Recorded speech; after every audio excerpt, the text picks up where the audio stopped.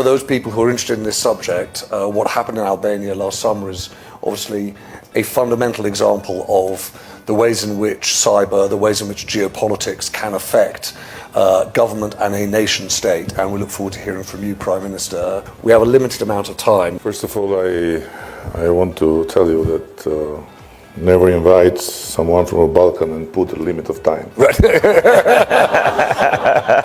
So we succeeded to become in the last, let's say, 6 to 7 years, a country that has 95% of its public services totally online, and you don't have any need to contact offices, bureaucracy, and so on. And this has helped a lot, of course, and we are improving it every day.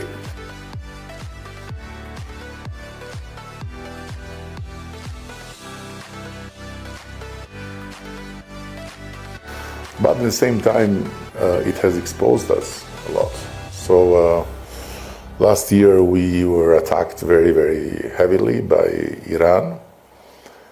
Of course, we took very carefully note of, in every step of the very thorough investigation made by Microsoft and the red team of FBI and other experts before we came out with accusation which is based on facts. And we are still under attack, practically in daily basis.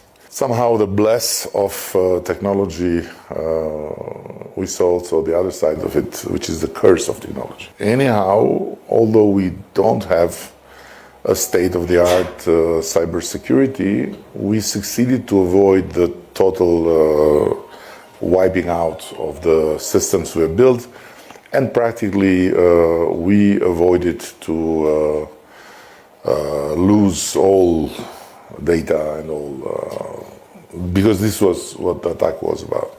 We resisted quite well, I think, in comparison with the target of the attackers. So, based on the report that was completely autonomous and independent from the Albanian government, it was very clear that the attackers had a very, very, final end to completely wipe out our systems and to bring us back to the paper age, the Stone Age. If cybercrime was a state, it would have been the third largest economy in the world after US and China. It's like a house. You think that you've locked the doors, you think that you've locked the windows, but today's cyber criminals are more sophisticated than that. Mm-hmm. They have intruded into your home without you realizing it. Mm-hmm. And Singapore has had its own crisis in 2018, when our healthcare records were stolen by cyber criminals.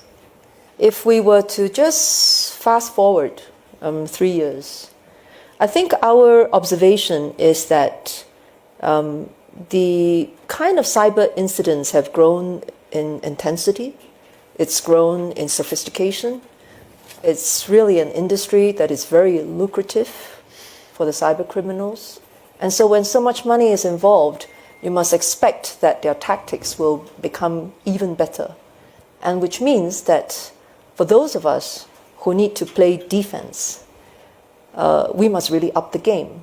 Biggest risk today in a company like Aker, being the second largest oil and gas producer in Norway, a rapidly growing revenue and energy producer, and operating in other industries, is that the attackers not only close down our operation, but basically take control.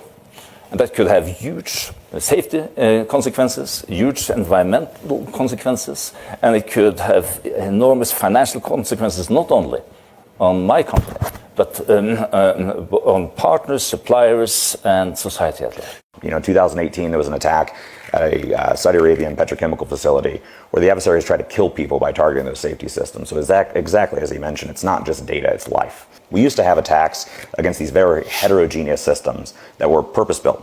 If you want to take out the facility in Saudi Arabia, it's that facility. You want to design a capability for the electric substations, that's those electric substations. It wasn't highly scalable, highly repeatable. And last year we saw the first time that that was not true anymore. And there was a capability that was developed called Pipe Dream, which essentially is able to impact any different industry and be able to do destructive effects across a wide set of infrastructure globally. So one state actor was going against one other state actor and developed a weapon that is repeatable and usable against everybody. And the problem is there's no patching or fixing it. It's all the stuff that we've been talking about in terms of hunting and thinking and detecting and responding. Really, is to recognize that cybercriminals do not respect geographical boundaries. And so if amongst nation states we are not cooperating with ourselves, we are not able to exchange information on computer incidents at the very basic level, if we are not thinking about supply chain issues and how we can get vendors to up their game, if we're not thinking of how ransomware is being implemented because the rules are different in each state and the ransomware perpetrators are taking advantage of these gaps, then I think we will continue to find it very difficult to get on top of the game. And so international cooperation, I think, is the third important pillar. I think we are better off working together and understanding the problem and trying to get to a solution as soon as possible. I very much hope that the countries will not make the same mistake they made in the first phase of pandemic, to run and shut down themselves and avoid to cooperate in real time, because this is very much pandemic in exponential higher danger, and and the capacity of harm can be such that can be really apocalyptic.